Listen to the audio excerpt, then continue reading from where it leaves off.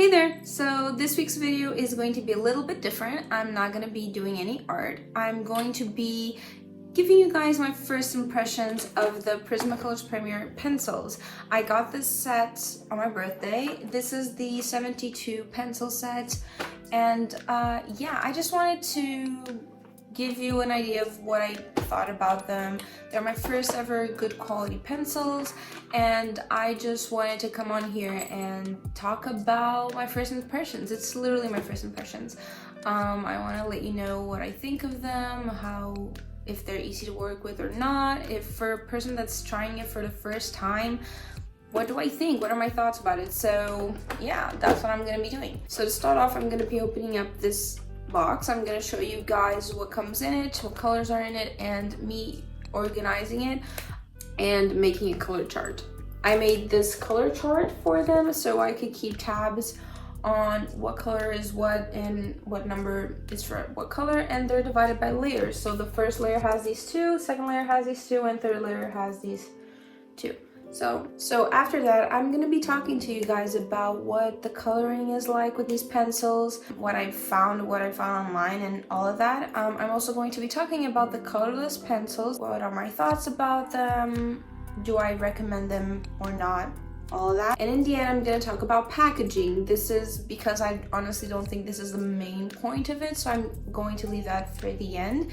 And I'm going to give you a little bit of feedback of mine and also feedback that I found from other people online. And in the end, I'm going to tell you my verdict. Do I think these are worth it or not? So yeah, if this is something that would interest you, and if having this first impression of someone that has never played with this type of pencil is something that interests you, keep on watching, and yeah, I'll see you in a little bit.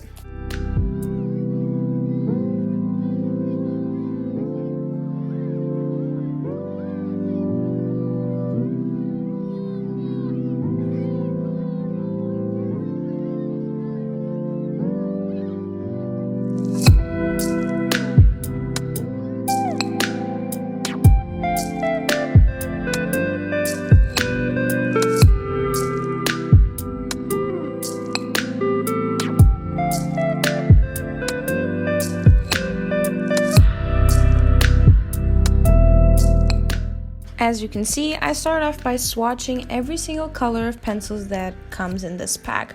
This helped me get an idea of what types of pencils, what color families I had, and how I wanted to organize them. What was the best organization for me personally?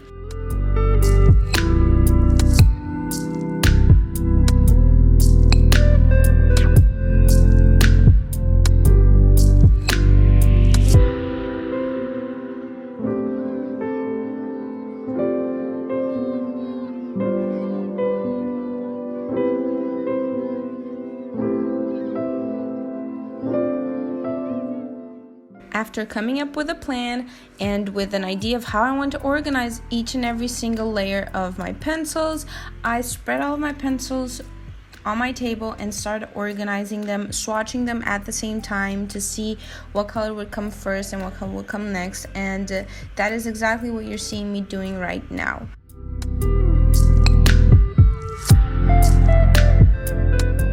So the way I like to have my pencils organized is in rainbow order.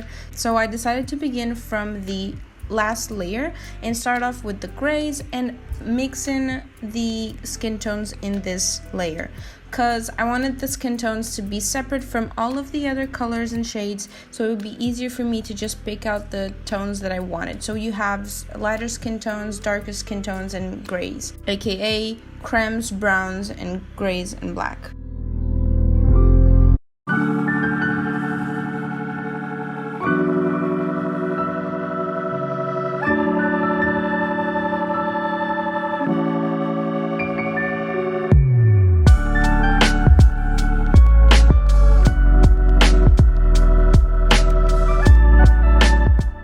Next layer I did was the first layer of all, which is the beginning of the rainbow. So yellows, oranges, pinks, purples, and yeah, this one was actually pretty hard to organize because you have so many different shades of orange and yellow, but I ended up really liking how they look.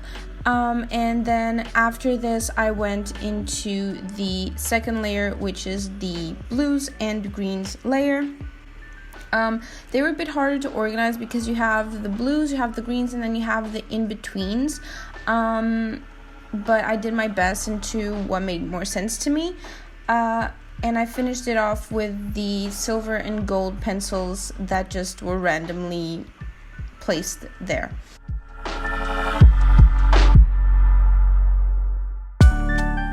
Now I do find some mistakes in my organization. I will be reorganizing it with time, but I want to get more familiar with the pencils and all of the shades that I do have.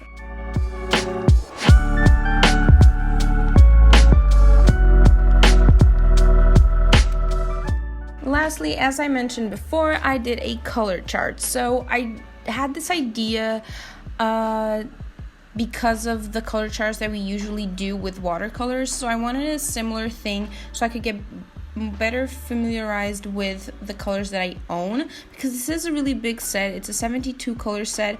I did want to have it just in case I had doubts about the color shades and everything. I have been trying not to use it as much to not be completely dependable on it, but in case I have any doubts, I have every single color in this set registered with the number and the shade that it belongs to.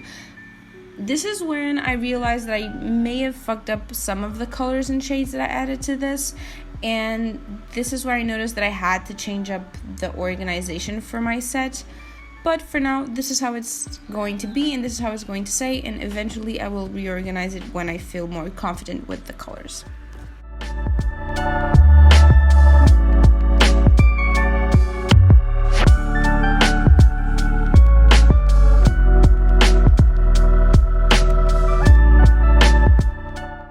So now let's get into the coloring. To start off, my first ever sketch with these pencils was this little girl. She looks weird. I am aware she looks weird. But going past that, I chose this from a reference of a girl that had a lot of color in the photograph, so I could play around with them. And it was very interesting. Honestly, it was a very interesting process. And afterwards, I tried doing link here. And I also did this korok and was trying out here what to do. So the first drawing that I made was actually pretty interesting. To start off, the texture of these pencils is very different from regular pencils. They're a lot more waxier. When you set up the first layer without pressing much, they kind of look normal. They kind of feel normal as well. Although you do sense that they are softer than regular pencils, they do feel like normal regular pencils. But when you start layering on top of that, even with the same color, they feel waxy and waxier and waxier the more layers you add to them. Now, there is such a thing as putting up too many layers when you're drawing with this, and this is something I struggled with in this first sketch of this girl, because there is a thing as too much wax. Add too many layers and it becomes too waxy and kind of difficult to blend on top of that. So when you look at her, these parts here, the darker parts here, were really difficult to overlayer. I can't add much on top of that, but here I didn't layer too much wax, so it's still very much usable and easy to like add more colors to them. So that's something I noticed, was definitely that over layering is a problem. If there's a counter to this, I'm not really sure. But from my research, there is a technique that's called burnishing. And this supposedly consists of you pressing hard on the paper to remove its tooth while drawing, while coloring.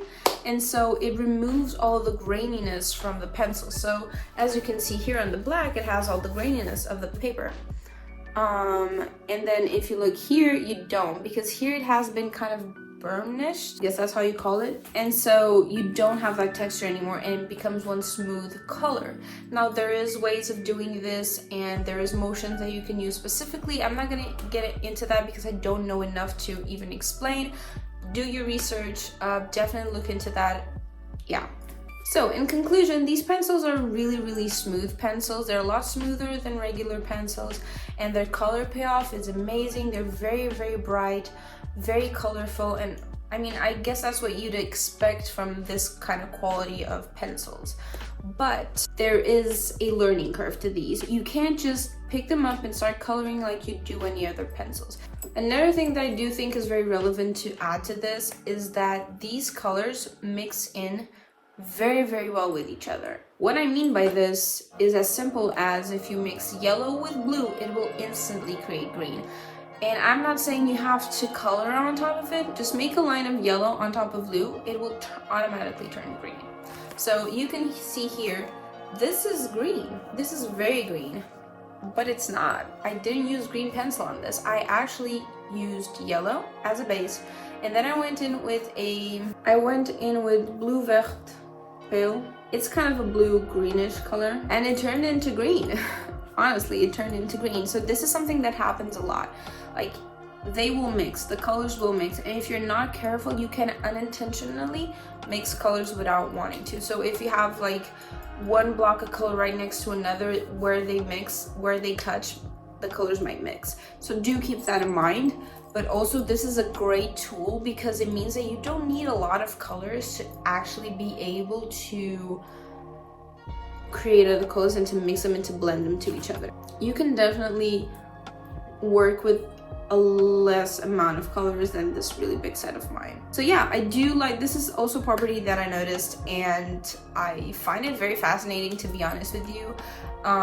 I think it's very interesting, and I do think it's something that if we learn how to work with it, it'll make things really dynamic and fun to play around with these pencils. So this is something that you also have to keep in mind when not only choosing the set size that you're going to buy, but also while learning how to play with these. Take advantage of this. You can definitely take advantage of this and make things a bit more colorful. So now let's talk about the Colourless Blender. So when shopping for this set, I stumbled upon the Colourless Blender, and I just thought, okay, it's 10 more euros, what's the harm? Let's just ship it. I didn't make any research. I didn't look into it in any way, shape, or form. I was literally just, oh wow, saw it, bought, and that's it. Let's just see what happens when it gets here. Only later on did I actually look into reviews and videos of people telling me like what you're supposed to do with this little pencil that is very weird. So this is the Prismacolor colorless pencil. It's backwards. And it has a tip like this. So it is a little bit used, mind you. It has a little bit left over.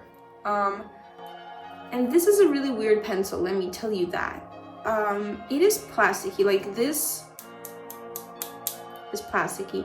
It's very hard. You can shave off stuff from it, but it's not really easy to do that. And it's a very hard pencil. So I was really like, what the hell am I supposed to do with this? This was my first impact, was what the hell is this? I thought this was gonna be a waxy pencil that just was colorless. It was just a stick of wax that I could, use to blend. But instead of that, it's a thick ass plasticky kind of pencil that I don't honestly know how to work with it. But the way you're supposed to use this is that you're supposed to use this for burnishing.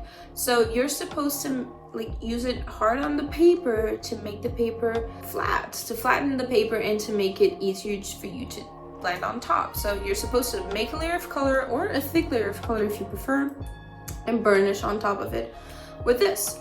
Now, this is a problem that I found with this technique, is that it's shitty because it removes a lot of color from your art.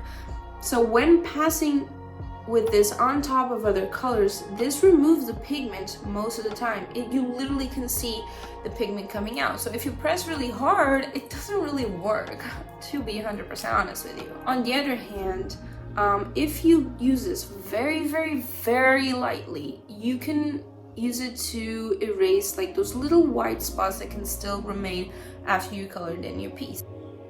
Do I like it? So far, I haven't liked it, and the reviews that I saw online weren't very positive either. They basically were saying that it's pretty much useless and it's not worth your money. There are very much easier ways to blend with these pencils that you can use, that you can definitely give use. I've seen a few artists online saying that you can blend with white pencil instead of this thing, and that it works. It just lightens up your color. I've seen people saying like, hey, just use the burnishing techniques but with the pencils, you know, with other various colors of the pencil, making it like a smooth transition. So I honestly don't like it. I don't think it's going to be useful. I'm gonna keep on trying to use it to see if there's any other way that I could give use to this. So if you guys further down the line want to know my opinion in any way, shape, or form, let me know. So let's get into the packaging. To me, this isn't the most important thing because I really don't give a shit about packaging unless it's something that impacts in any way, shape, or form the way that the art supply will work. So to me, this isn't the most important thing, but I do think it is relevant to talk about, and I do think it's something that when you're going to buy something, you have to have in consideration, and it might be a turn off for you, even though it's not a turn off for me. So as you guys saw initially, Prismacolors come in a box like this. The 72 set is the biggest set in a smaller box. Any other set comes in a bigger, larger box, so this is still very good if you're counting on taking this with you on a backpack. It is pretty heavy, but it is very sturdy. You can mess it around. You hear the pencils, but they are not like going back and forth inside the box, so they're pretty snug, and I really like the size of this. I do like the metal packaging. I do think that's pretty cool. Onto the insides of the packages. So as you can see, and as you saw before, the pencils come in these plastic little containers. And this is the part that I honest to God hate the most. And let me explain to you why I hate these plastic containers like hell. I hate them so much. I have this other set of pencils from Caran d'Ache, or whatever you want to call it. They also have this plastic insert that keeps your pencil safe. And here's why I hate that one and I love this one. So as you can see, the pencils are here, even though they're trying to fall off. I can do that. And they won't come out. They will not get out of their own spots. If I remove one pencil and I switch them to the side, they will not fill in that blank.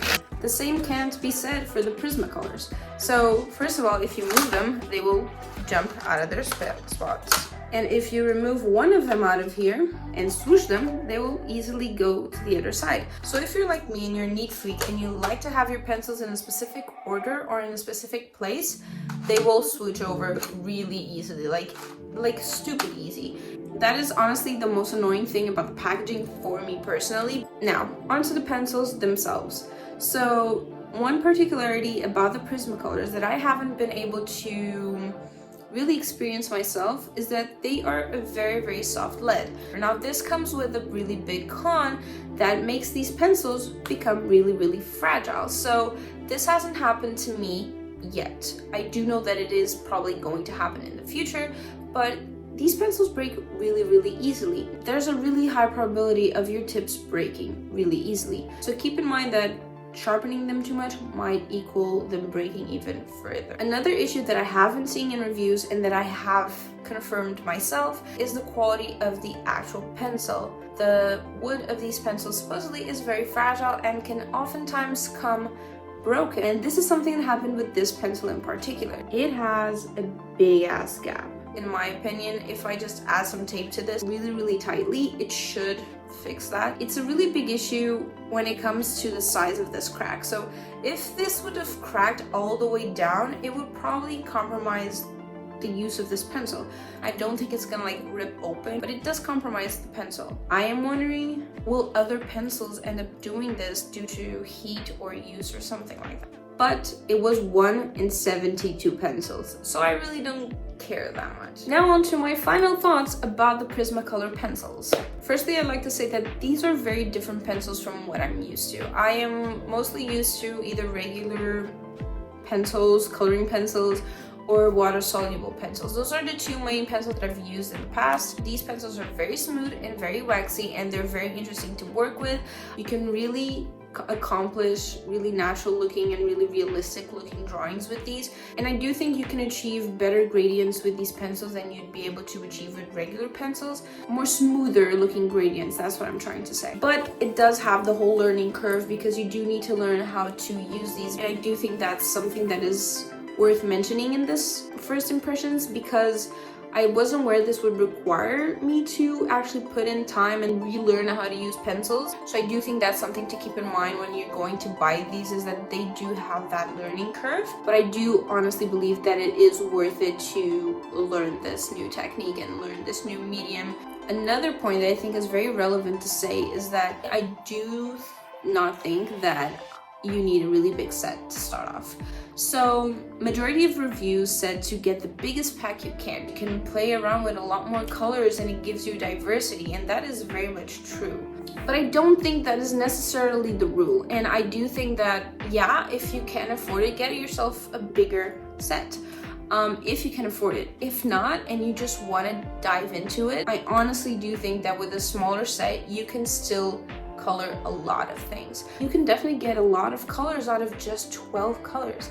So I do think that if you can only afford the 24 set, that is very much enough.